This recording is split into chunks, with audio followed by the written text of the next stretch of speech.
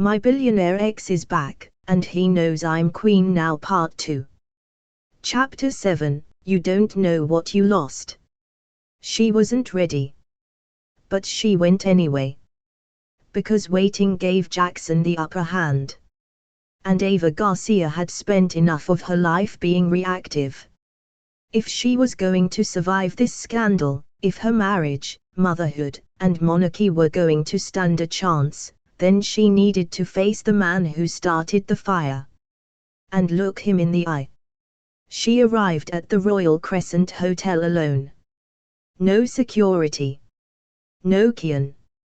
Just her and a perfectly pressed navy jumpsuit that looked like confidence and armor stitched together, heels clicking like a warning shot down the marble hallway. Her lipstick was matte, her pulse was thunder, and her nerves were tangled with rage. She didn't even knock this time. She simply walked in. Jackson was lounging on the terrace again, of course. Like a man who knew how to make even scandal look luxurious. He turned at the sound of the door and smiled, slow, knowing, shameless. You came, he said, as if they were meeting for brunch. Ava didn't smile back. We're going to talk. And then I never want to see you again. He raised a brow. You used to say that after sex. She shut the terrace door behind her and walked right up to him, fire sparking in every step. Don't pretend this is cute. I'm not pretending, he said smoothly. You always liked that I never needed to. They stood inches apart. He smelled expensive, bergamot, tobacco, leather. The same scent he wore the night he proposed to her under fake stars in a planetarium. The same scent that clung to her favorite hoodie for weeks after he disappeared. Ava hated that her body remembered before her brain gave permission. But she wasn't here for nostalgia. She was here for answers. Why now? She asked. His smile faded. Just a little. You're really asking why I came back? Yes. He leaned against the railing, hands in his pockets, and for a moment, a flicker, there was something real in his eyes. You disappeared. You left me first. You were gone, Ava. You walked out of that hotel suite wearing someone else's future. I don't remember, she snapped. And that's not the same as choosing you. He was quiet. Then he pulled something from his jacket pocket, a piece of paper. Folded, worn, creased at the corners. He held it out. She hesitated, then took it. And the moment she unfolded it, her breath caught. A marriage license application. Incomplete. Unfiled. Signed in her handwriting. Next to his. The 14th of April. 11:45 p.m. Her throat closed. I never turned it in, he said softly. We were too drunk. You said we should wait until morning. That if we were still into the idea by daylight, we'd do it. Then you left. I don't remember signing this. He leaned forward slightly. You don't remember saying yes when I asked again. Sitting on that ugly gold couch, barefoot, holding my tie. Ava flinched. You said, third time's the charm. You laughed. You were happy, Ava. Really happy. You kissed me like I was the only man who had ever touched your soul. Stop. No. He stepped forward. You said, I can't believe I wasted this much time trying not to love you. Ava turned away. I don't know what I meant. Jackson's voice was lower now. Rougher. You meant it. Silence. Then, the crack in his voice. You don't know what you lost. She turned around. And what she saw stopped her. Not arrogance. Not manipulation. but hurt. The real kind.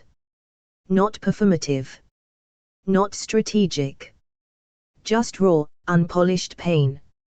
"You think I didn't look for you," he said. "After Vegas.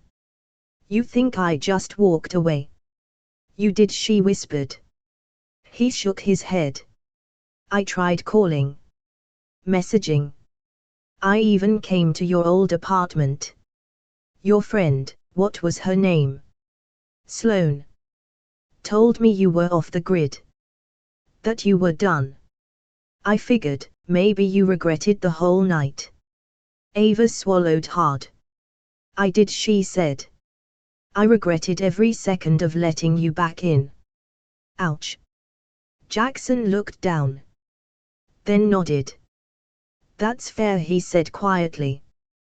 "But don't pretend we didn't mean something. Don't rewrite that night just to keep your throne shiny." Her jaw clenched. "This isn't about the crown." "No," he said.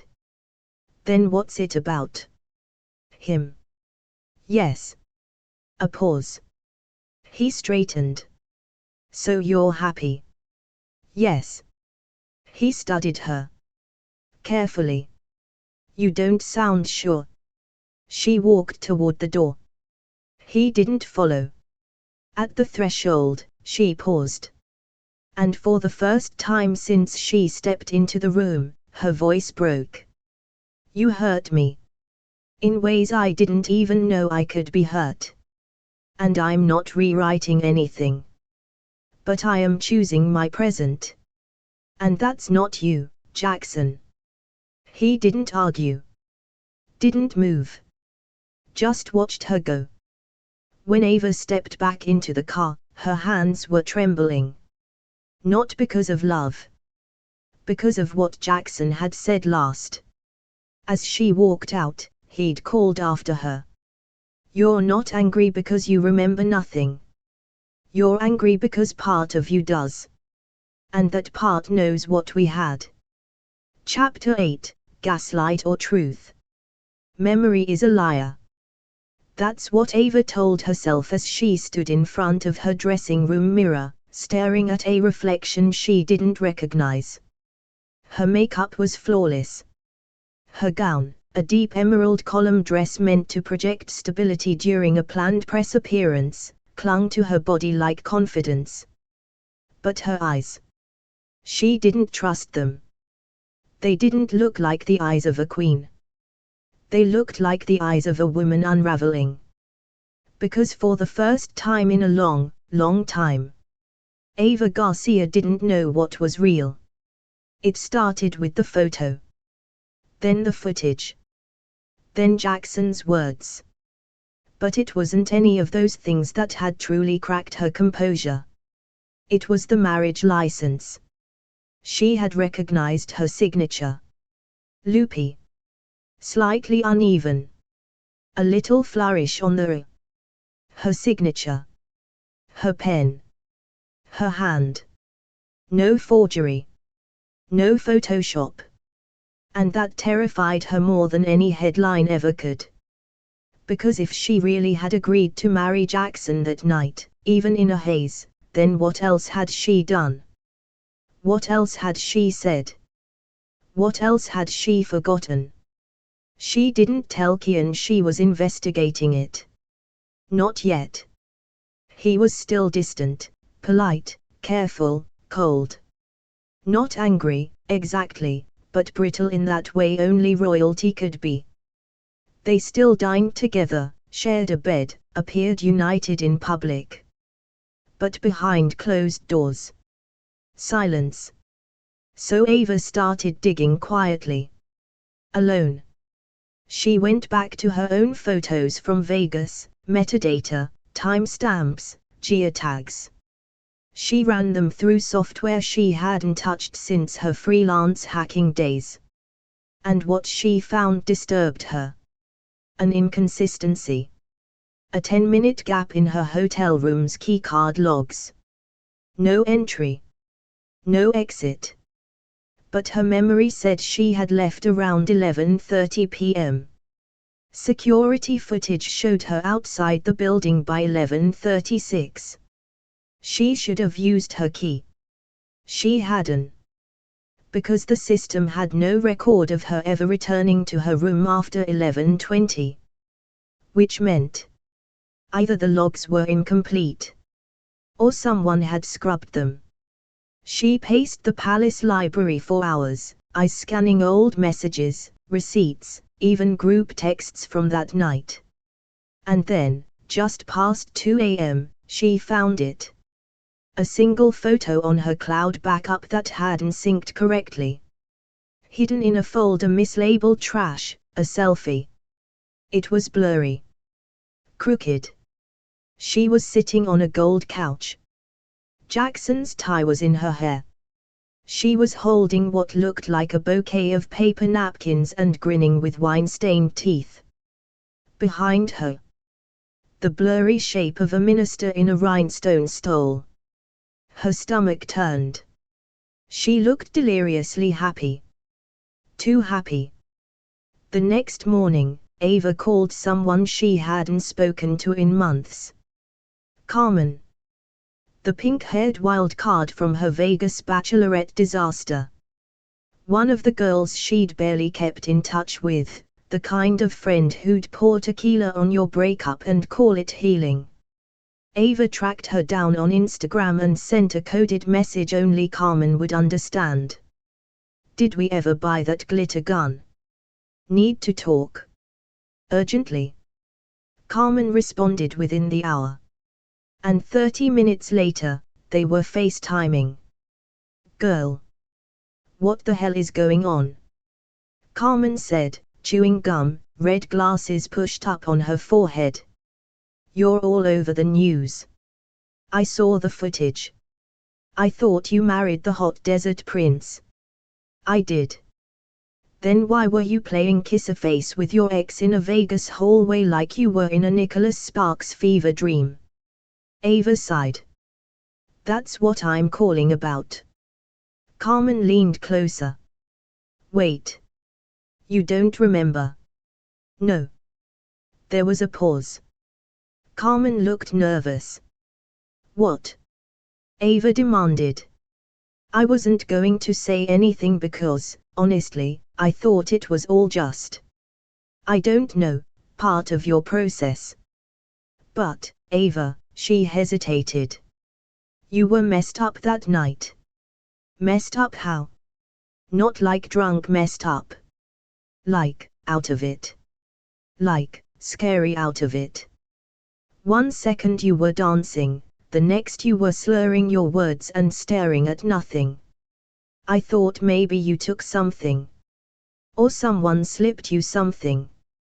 Ava's blood turned cold. You're serious? Carmen nodded. I tried to take you back to the hotel. You waved me off.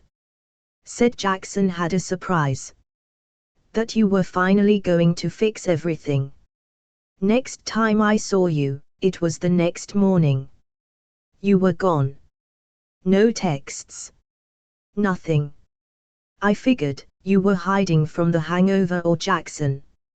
Ava sat in stunned silence. She remembered none of it. And suddenly, it didn't feel like forgetfulness. It felt like a breach. That night, Ava reviewed the photo again. The tie in her hair. The napkin bouquet. Her own wide, unguarded smile. And Jackson, just behind her, blurred but steady. Had she been drugged? Manipulated? Or did she just not want to remember?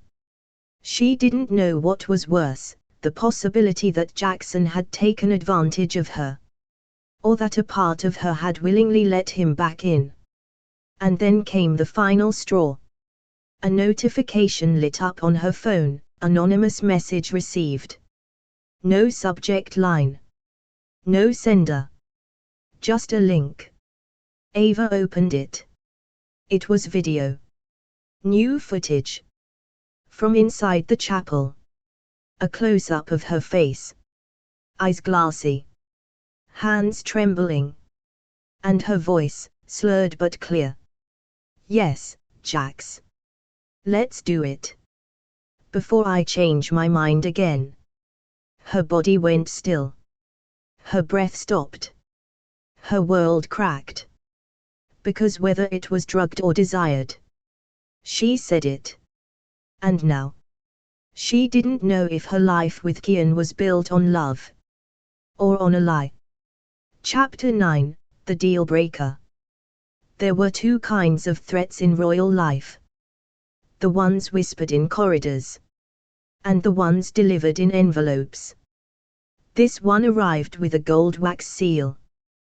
Pressed with an old-school D. Jackson Dane's personal crest from his earliest startup days, back when he was still the golden boy of Silicon Valley and not the tech world tycoon dripping scandal and arrogance across international borders. It was hand-delivered.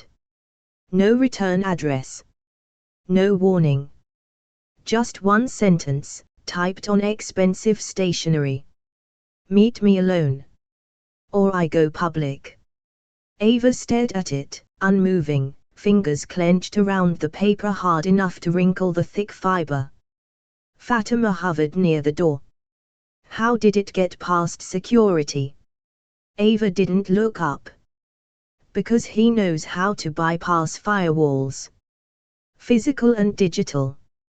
He's testing you. Again. No, Ava murmured. This isn't a test. It's a declaration. Fatima narrowed her eyes. Are you considering going? Ava's voice dropped, a whisper caught between rage and dread. I don't have a choice. Later that night, the palace hosted a charity gala. Black tie. Cameras. International royals in sparkling gowns and diamonds so old they had bloodlines. Kian stood beside Ava on the crimson-carpeted steps of the royal conservatory. His hand was at her waist, warm but distant. A gesture more for optics than affection. They smiled for the cameras. Waved. Nodded. Their entire marriage compressed into 7-second clips to be dissected online. But inside, under the weight of the chandeliers and the scent of roses and tension, Ava felt the crack widen. They hadn't spoken about the footage in 3 days. And she couldn't tell him about the letter. Not yet. Not while the palace was still spinning headlines about unshakable royal unity and misinterpreted moments from the Queen's past. Not while he still didn't look at her the same way. So when she slipped out at 11:03 p.m., nobody stopped her. No guards. No Fatima. No questions. Because everyone thought the Queen had gone to change her heels. No one knew she was walking straight into a trap. The hotel was off-grid, not a palace-affiliated venue. Somewhere discreet. Expensive enough to feel invisible. The suite was on the top floor, of course. Room 2703. She knocked once. The door opened immediately. And there he was. Jackson. Barefoot.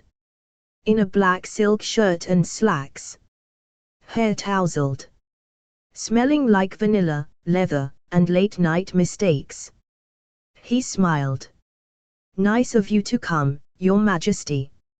Ava walked in, shutting the door hard behind her. Make it fast. He gestured to the bar cart. Drink. Jackson, she warned. He sighed. Fine. He moved to the desk, picked up a leather folder, and opened it slowly. Like a magician about to reveal his final trick. Inside was a stack of documents. Signed. Stamped. Labeled. Ava moved closer. And froze. She recognized the top sheet immediately. Internal palace audits. Expenses. Travel logs. Security contracts. But it wasn't her name on them. It was Yusuf al-Nasri. one of the Crown's most senior advisors. The man who had mentored Kian since he was 16. The man who oversaw the Sovereign Investment Authority, the same group Jackson had come to negotiate with. Ava's blood went cold. What the hell is this? He flipped to another page. This time, a direct wire transfer. From Al-Razi to a dummy shell company registered in the Caymans. Ava stared at the numbers. Stared harder at the signature. It was Yusuf's. "This is real," she whispered. Jackson nodded. "And it's just the beginning. You've been collecting this. I built the security framework for half the palace's international comms. You really thought I wasn't listening?" Her stomach turned. "You were spying on us. Not on you, Ava. On them." He slid the folder toward her. "Here's the deal, I leak this. Your palace burns. Kian loses all credibility. You lose your power. And your baby grows up in a scandal-scarred monarchy gasping to survive." He paused. "Or?" She looked at him. Eyes furious. Heart thundering. "Or?" He leaned in. Voice low. "You come clean to me. About everything. About what you do remember. About how you really feel. And you make a choice."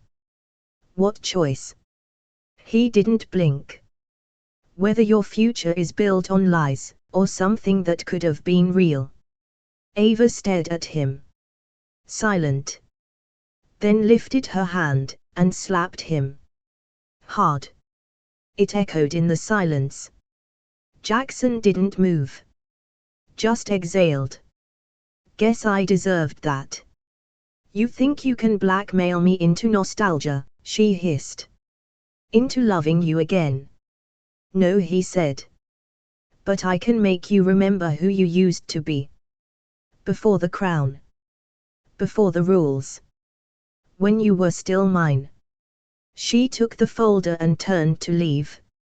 And then, just before the door closed, he said one last thing. "Everything you thought was real, wasn't." Ava walked out into the night. Head spinning. Heart burning. She had the folder in her hands. The evidence. The threat. And for the first time since this started, she realized. Jackson wasn't the biggest enemy. He was just the messenger. And someone inside the palace was about to be exposed. Chapter 10, Midnight Meeting. The palace was asleep.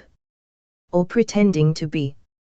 At 12:07 a.m., Ava slipped out the side entrance of the royal quarters, past two guards who nodded without question. She wore a long black coat, her hair tucked into a silk scarf, and heels low enough for speed but high enough for war.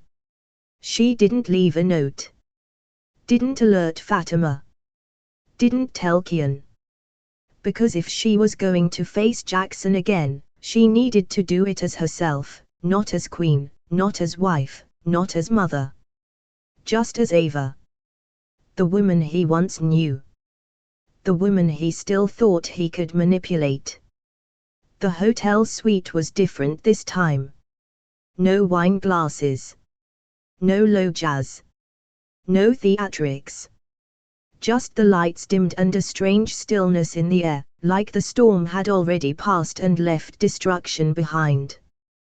Jackson opened the door almost immediately. As if he'd been standing on the other side. Waiting. He didn't say anything as he let her in. Just stepped aside and motioned toward the sitting area. Ava crossed the room like a flame, silent, composed, every step loaded with something unspoken. She didn't sit. "You have 5 minutes," she said flatly. Jackson gave a tight smile. "Then I won't waste them." He moved to the desk, reached into a drawer, and pulled out a small silver USB stick. laid it on the coffee table. Everything you need to understand what's really going on is on here. Ava didn't move. Why are you giving it to me? Because I'd rather you find the truth than someone else weaponize it first. She narrowed her eyes. You're suddenly the hero now. I'm not a hero, he said quietly. But I'm not your enemy either. You're not. Her voice rose, edged in fury. Because last time we spoke, you threatened to destroy my entire marriage. My family. My crown. He looked away. I didn't mean to hurt you. But you did. Jackson was silent. Then he looked up, eyes sharp. You were happy once. With me. I was young. You were in love. Ava stepped closer, barely breathing. I was devastated, Jax. You left. You disappeared. And when you came back in Vegas, you gave me one night of chaos and tried to make it permanent. You said yes. I wasn't in my right mind. But you meant it. I don't remember, she shouted, voice shaking. And for a moment, the room crackled with all the electricity they'd buried for years. The desire. The hurt. The history. Jackson stepped closer. She didn't step back. You still feel it, he whispered. No. He moved even closer, voice dropping. Then why are you shaking? Ava's lips parted. Her breath caught. Then, suddenly, he kissed her. Quick. Hard. Brief. A jolt. A reminder. A test. She froze. Just for a second. And that was enough. She slapped him again, harder this time, and stumbled backward. Don't you ever do that again. He touched his cheek, didn't flinch. You kissed me back. I did not. He stared at her for a beat. Then nodded, almost respectfully. You passed. Ava's brow furrowed. What? Jackson reached into his coat pocket and pulled out a second USB. That kiss. That was a setup. There's a hidden cam above the TV. I needed to see if you were still emotionally compromised. You what? I can't give this to you unless I trust your judgment. I needed to know if you were still too wrapped up in the past to deal with the future. She grabbed the new USB from his hand, eyes full of fury. I hope you rot in scandal. He gave a faint grin. Probably will. She turned toward the door. And Ava.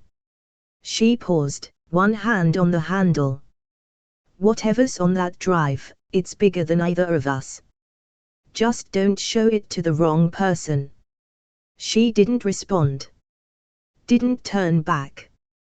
She simply walked out. Back in the car, her hand trembled around the silver USB like it was ticking. Because Jackson hadn't just kissed her. He hadn't just manipulated her. He'd given her the truth. And if she played it wrong, it could blow the palace wide open. Chapter 11, The USB Drive. There was something intimate about Betrayal when it came in digital form. The way a screen glowed softly in the dark, lighting up your worst fears one file at a time. The way it offered proof without drama. Facts without mercy. Memory without forgiveness. Ava sat cross-legged on the floor of the Royal Archives room, a heavily secured, rarely used corner of the palace's west wing, where the Wi-Fi was weak but the privacy was absolute. The only light came from the antique desk lamp at her side and the cold, clinical glow of the laptop screen in front of her. She hadn't told anyone where she was. Not even Fatima. Not even Kian. Especially not Kian. Because if what was on this USB was half as dangerous as Jackson had hinted, it didn't just touch the throne. It infected it. She slid the USB into the port. The files loaded instantly. Encrypted, of course. Password protected. But she knew Jackson's games. She tried the first thing that came to mind. Forever is the risk. The screen blinked once. Access granted. Her breath caught. She clicked into the first folder. /sov_audit_x data/. Subfolders sprawled beneath it like veins. Yusuf_extracted_messaging. Al-Razi_surveillance_backdoor. Patch_network_corruption. Operation_Sphinx. She opened the messages first. Screenshots. Transcripts. Voice note recordings, transcribed and time-stamped. All of them between Yusuf al-Nasri, the king's senior advisor, and an anonymous contact labeled only MXR. She scrolled. The first messages were boring. Policy notes. Investment banter. But then, buried deep in a thread, her name appeared. MXR, you're sure she has no idea? Yusuf, she's a pawn. A charming one. He trusts her. That's all that matters. MXR, and the surveillance. Yusuf, installed in the nursery wing. AI overlays trigger auto-delete if anyone not on the approved list enters. She won't notice. MXR, and the baby. Yusuf, collateral, if needed. Ava's body went cold. Her fingers hovered over the mouse. Her baby. The nursery wing had been bugged. She felt like throwing up. She opened the next file, labeled surveillance_backdoor, and watched as a real-time map of the palace flickered to life. A software interface appeared, blinking and cruelly efficient. It was an unauthorized security access system, piggybacking on the palace's own networks. Jackson's tech company had built it. And someone inside the palace, Yusuf, had quietly installed a custom patch into the infrastructure. A Trojan horse. There were camera feeds Ava had never seen. Private angles. The Queen's dressing room. Lila's nursery. The royal residence kitchen. And worse. A feed from her private office. Running live. She closed the laptop. Hands shaking. Because it wasn't just a scandal. It was espionage. The kingdom of Al-Razi was being watched from the inside, its data fed into a network owned by a man Ava had once been engaged to, and maintained by a man the king still trusted. And somewhere out there, someone had been using that feed. Tracking her movements. Monitoring her child. Building a case. She took the laptop and the USB and locked them both inside an encrypted safe hidden behind one of the archive's walls, a secret Fatima had shown her on day one. Then she texted only 3 words. Meet. Now. Alone. She didn't say who she meant. Because Fatima would know. Back in her suite, Ava showered in silence. She stood under steaming water for 20 minutes, trying to burn the chill out of her bones, but it didn't work. Because betrayal didn't wash off. It clung. Like smoke. Like oil. Like memory. That night, long after Lila had gone to sleep and the palace lights dimmed to their nightly hush, Ava stood at the window of her bedroom staring out across the city skyline. Everything glittered. Everything shone. But now she knew better. Not every diamond sparkled. Some were cameras. And some were lies. Chapter 12, betrayal in the inner circle. The morning broke not with sunlight, but with suspicion. Ava didn't sleep. Neither did Fatima. At 6 a.m., they were both seated in the Queen's private study, the USB plugged into a secured palace terminal, the surveillance files locked behind 3 layers of encryption. Ava stood behind Fatima, arms crossed, watching the data scroll across the screen like a confession. "Start with the message logs," Ava said quietly. "Yusuf is in all of them." Fatima's fingers flew across the keys, her face lit by the screen's glow. Her hijab was wrapped tighter than usual, a small sign she was under siege. The tension in the room was thick enough to chew. "I vetted him," Fatima muttered, voice taut. "We all did. Yusuf al-Nasri was supposed to be incorruptible. He taught Kian how to speak to diplomats when he was 17. He handled transition of power from the late king's administration." Ava's eyes were cold. "Then he knew every crack in the palace's armor." Fatima clicked open a new document. A flagged intelligence report from 6 months earlier, marked low priority, unverified. Subject: suspicious secondary comms traffic tied to royal security infrastructure. Origin: North American server, Dane network. Flag: no action required. Internal review deemed unnecessary. Fatima cursed in Arabic under her breath. "Internal review," Ava said bitterly. "Let me guess who led that review." Fatima didn't answer. She didn't have to. At 7:15 a.m., Ava summoned Kian to the East Tower, not the war room, not the Royal Council chambers. The East Tower was private. Silent. Cold. Kian arrived in full regal attire, a navy tunic embroidered in silver, gold sash across his chest, ceremonial sword at his side. His face was unreadable, as if carved from stone. He looked at his wife. Then at Fatima. Then at the screen. And said nothing. Until he saw his daughter's name appear in one of the transcripts. That broke him. His eyes sharpened, and his voice dropped low, barely above a whisper. "Explain." Fatima stood.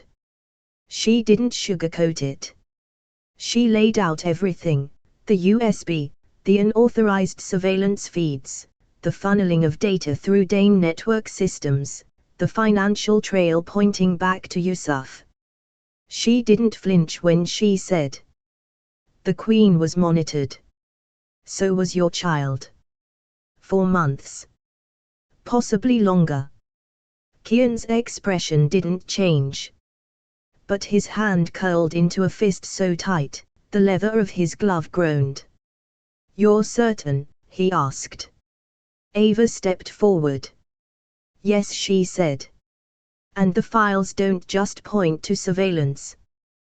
They suggest someone inside this palace was using Jackson Dane's tech empire as a backdoor into our lives. Watching. Recording. Planning." Fatima added, "If we're right, they've compromised our entire network.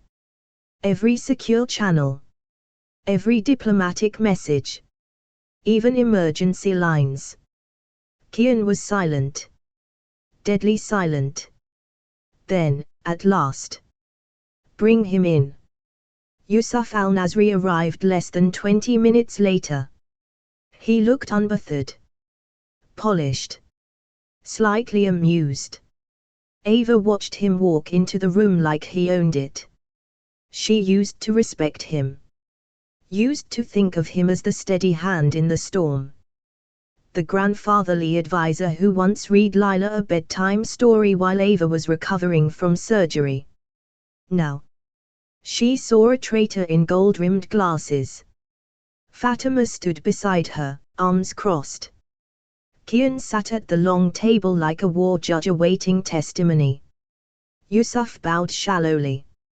"Majesty. Highness." Kian didn't respond. Just stared. Then he nodded toward the screen. Would you like to explain these? Yusuf's eyes flicked up. He scanned the messages, his own messages, now displayed for everyone to see. He blinked. Once. Then said, simply. They're fabricated. Fatima didn't flinch. We've verified them across 3 data sources. A forgery, he repeated. A clever one. Clearly Mr. Dane has gone to great lengths to destroy your trust in your own blood. Kian's voice cut like glass. You're not blood. Yusuf smiled faintly. I raised you like a son. Kian stood. And when he spoke, it was full of royal fire. You used your access to monitor my wife. You installed listening devices in the Queen's dressing rooms. You allowed a foreign tech company to exploit my daughter's privacy. You betrayed the crown. Yusuf remained eerily calm. You're making decisions from emotion, he said softly. I did what I had to do. To protect our sovereignty. You married a wildcard. A commoner. Unvetted. Vulnerable. She brought a target to your doorstep. Kian stepped closer. She is my sovereignty. A tense silence. Then he turned to the guards. Detain him. Quietly. No press. No leaks. If a single journalist finds out before we finish the internal audit, I'll exile every man in this room. Yusuf didn't protest. He simply bowed once more. Your Majesty, he murmured, as if he hadn't just detonated the foundation of the monarchy. Then he was gone. Escorted out like a shadow in cuffs. When the doors shut, Ava turned to Kian. He didn't look at her. Didn't move. He just stared at the screen where Lila's name still blinked from the message logs. She moved toward him, gently, placing a hand on his arm. I didn't know, she whispered. But I'll fix it. Finally, he looked at her. And for the first time in days, his voice cracked. We were never safe, he said. No, Ava agreed. But now we know where the danger lies. Thanks for listening to Billionaire Romance Stories, where love meets luxury in the most unexpected places. If you enjoyed this story, make sure to like, subscribe, and drop a comment. We love hearing your favorite twists and wild theories. And don't forget to ring that bell, because in this world of yachts, secrets, and steamy romance, the next story is always one scandal away.